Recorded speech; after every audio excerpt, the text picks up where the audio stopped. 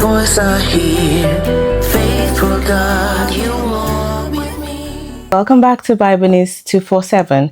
Today we have Tolu from Bournemouth, who will be reading Ruth chapter 4. In this chapter, Boaz redeems Ruth and marries her, bringing restoration and joy to Naomi's family and showing God's faithfulness through generations.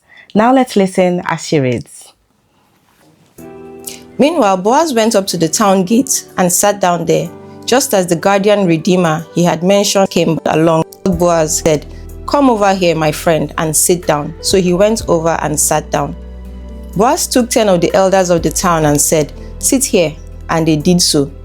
Then he said to the guardian redeemer, "Naomi, who has come back from Moab, is selling the piece of land that belonged to our relative, Elimelech.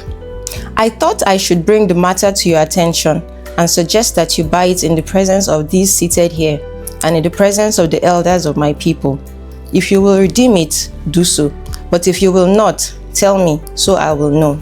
For no one has the right to do it except you, and I am next in line."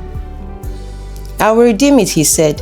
Then Boaz said, "On the day you buy the land from Naomi, you also acquire Ruth, the Moabite, the dead man's widow, in order to maintain the name of the dead with his property." At this, the guardian redeemer said, "Then I cannot redeem it, because I might endanger my own estate. You redeem it yourself, I cannot do it."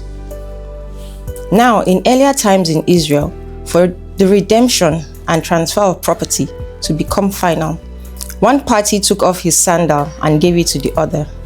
This was the method of legalizing transactions in Israel. So the guardian redeemer said to Boaz, "Buy it yourself," and he removed his sandal. Then Boaz announced to the elders and all the people, "Today you are witnesses that I have bought from Naomi all the property of Elimelech, Chilion, and Mahlon. I have also acquired Ruth, the Moabite, Mahlon's widow, as my wife, in order to maintain the name of the dead with his property, so that his name will not disappear from among his family or from his hometown. Today you are witnesses." Then the elders and all the people at the gate said, "We are witnesses. May the Lord make the woman who is coming into your home like Rachel and Leah, who together built up the family of Israel. May you have standing in Ephrathah and be famous in Bethlehem. Through the offspring the Lord gives you by this young woman, may your family be like that of Perez, whom Tamar bore to Judah." So Boaz took Ruth and she became his wife. When he made love to her, the Lord enabled her to conceive, and she gave birth to a son.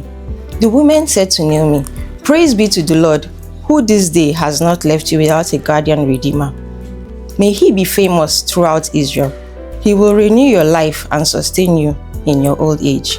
For your daughter-in-law, who loves you, who is better to you than 7 sons, has given him birth." Then Naomi took the child in her arms and cared for him. The women living there said, "Naomi has a son," and they named him Obed. He was the father of Jesse, the father of David. This then is the family line of Perez.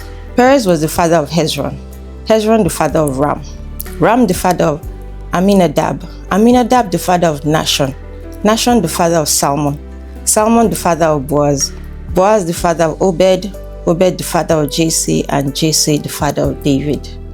Tolu for Bible News. Thank you for joining us on Bible News 247, and thank you, Tolu, for that reading. May we trust in God's perfect plan and rejoice in his faithfulness and restoration in our lives. Amen. My name is Kenny for Bible News. Unto my feet.